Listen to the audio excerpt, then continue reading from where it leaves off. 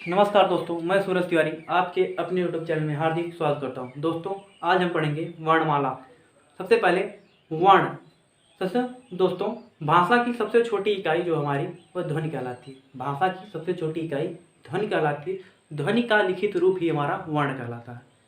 ठीक है, भाषा की सबसे छोटी इकाई जो हमारी वह कहलाती है ध्वनि, और ध्वनि का लिखित रूप ही हमारा वर्ण कहलाता है। दोस्तों, अब आता है हमारा वर्णमाला। वर्णमाला क्या होता है? वर्णों का व्यवस्थित समूह। वर्णों का व्यवस्थित समूह जो है हमारा वह कहलाता है वर्णमाला। दोस्तों, वर्णमाला में सबसे पहले हम पढ़ेंगे स्वर।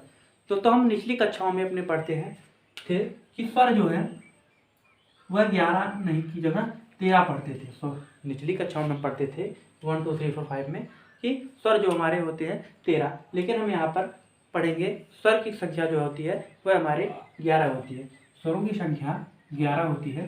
तो देखिए, सबसे पहले हम और मात्राएं इनकी केवल जो है 10 होती है। स्वर जो होते हैं हमारे 11 और मात्राएं होती हैं 10। सबसे पहले हम स्वरों को देखते हैं कि कौन कौन जो है स्वर जो हैं जो हमारे 11 होते हैं। तो सबसे पहले हम पढ़ेंगे छोटा आ, फिर बड़ा आ, फिर छोटी ई, फिर बड़ी ई, फिर छोटा ऊ, बड़ा ऊ, री, ए, ऐ, ओ, आओ। ये हमारे हो गए कितने 11 जो है स्वर। देखिए, 1 2 3 4 5 6 7 8 9 10 11 स्वर हो गए हमारे 10। लेकिन मात्राएं हमने यहाँ पहले ही क्लियर कर दिया है 10। क्यों?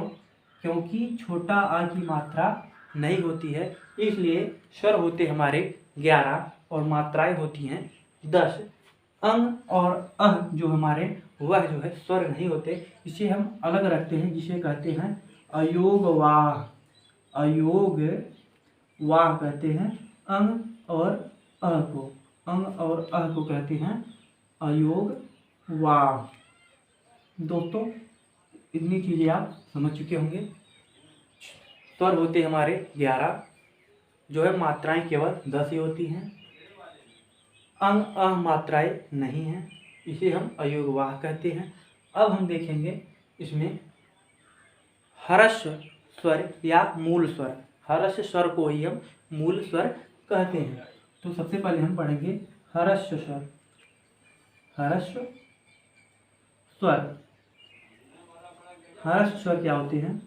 देखिए, छोटा आ, छोटी ई, छोटा ऊ और री, ये हमारे कहलाते हैं हर्ष स्वर या मूल स्वर। हर्ष स्वर या मूल स्वर। छोटा, छोटी, छोटा ऊ और री हमारे हर्ष अथवा मूल स्वर कहलाते हैं। अब आता है दीर्घ स्वर।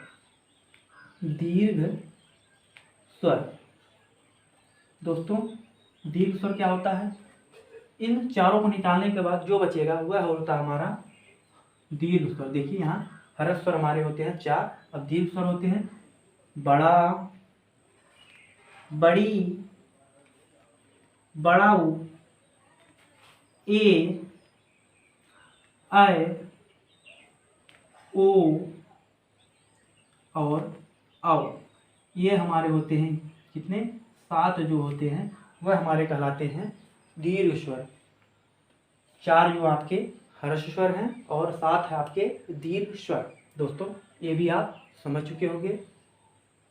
इसे आप आयुर भी कह सकते हैं, आ ई उरी।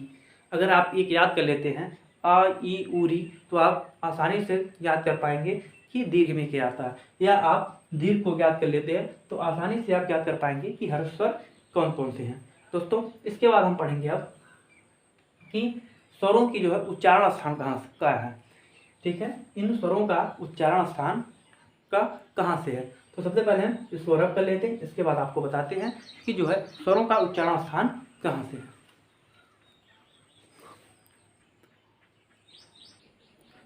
दोस्तों, एक होता है प्लुत स्वर। प्लुत स्वर क्या होता है? प्लुत स्वर जो होता है जिनमें 2 मात्राओं से ज्यादा का समय लगे। ओम, आप ओम जो है जैसे ओम, इतने में जितना आप लंबा खींचेंगे उतना ही मात्राएं आपको प्रतीत होंगी। मतलब वह शब्द जिसमें दो मात्राओं से ज़्यादा का समय लगे, ऐसे शब्द को हम क्या कहते हैं, प्लुत स्वर कहते हैं।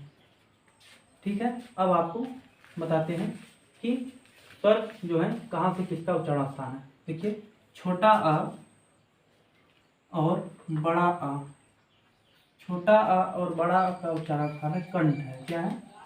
कंठ। वहीं छोटी ई और बड़ी ई का उच्चारण स्थान है तालु।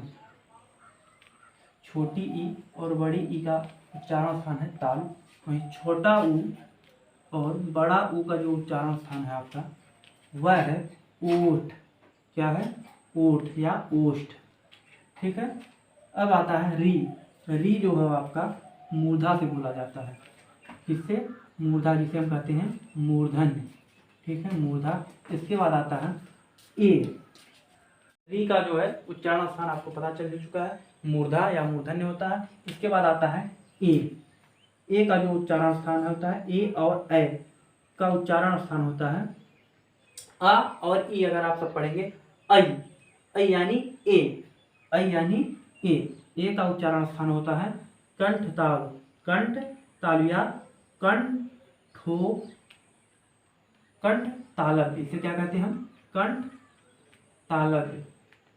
कंठ तालव्य। देखिए, अ ई ऐ, ऐ यानी कंठ और ताल दोनों से, यानी कंठ तालव्य से हम कहते हैं। इसके बाद आता है ओ और औ। ओ और आता है औ। तो आपका हो जाता है इसका, देखिए, आ और ऊ पढ़िए औ। क्या? आ और ऊ, औ। औ यानी इसको कहेंगे कंठ ओष्ठ। कंठ कंठोष्ठ। क्या कहेंगे इसे हम? कंठोष्ठ। इसे हम कहेंगे कंठोष्ठ। दोस्तों, आज हमने आपको बताया कि वर्ण यानी ध्वनि सबसे पहले बताया है। ध्वनि भाषा की सबसे छोटी इकाई ध्वनि होती है। जो है ध्वनि जो है वर्णों को, ठीक है, ध्वनि का जो है हम किसी जो सिंबल द्वारा जो है व्यक्त कर देते हैं उसे हम कहते हैं वर्ण, या ध्वनि का जो है लिखित रूप ही वर्ण कहलाता है। इसके बाद हम पढ़े हैं वर्णमाला। वर्णों के व्यवस्थित समूह को वर्णमाला कहते हैं। इसके बाद हमने पढ़ा स्वर। स्वर में पढ़ा हमने स्वर जो है की संख्या 11 है। मात्राएं केवल 10 ही होती हैं, क्योंकि छोटा आ की मात्रा नहीं होती है। इसके बाद हमने पढ़ा है दीर्घ स्वर और ह्रस्व स्वर। सबसे पहले हम ह्रस्व स्वर पढ़ेंगे। छोटा आ, छोटी ई, छोटा ऊ और री, इसे कहते हैं आयुर। आ ई ऊ री, इनकी संख्या 4 है। ये हमारे कहलाते हैं मूल स्वर या ह्रस्व स्वर। इसके बाद आता है दीर्घ स्वर। दीर्घ स्वर में आते हैं बड़ा आ, बड़ी ई, बड़ा ऊ, ए, ओ और औ। ये हमारे दीर्घ जो है स्वर कहलाते हैं। इसके बाद हमने पढ़ा है प्लुत स्वर। प्लुत स्वर क्या होता है? जिनमें दो मात्राओं से ज़्यादा का समय लगे, जैसे ओम। इसमें जितना आप खींचेंगे उतनी ज़्यादा मात्राएं होंगी। इसके बाद आपका होगा उच्चारण स्थान। जैसे छोटा और बड़ा का उच्चारण स्थान है कंठ। वहीं छोटी बड़ी का उच्चारण स्थान है तालु। छोटा ऊ बड़ा ऊ का उच्चारण स्थान है ओठ यानी ओष्ठ। री का उच्चारण स्थान है मूर्धा यानी मूर्धन्य है।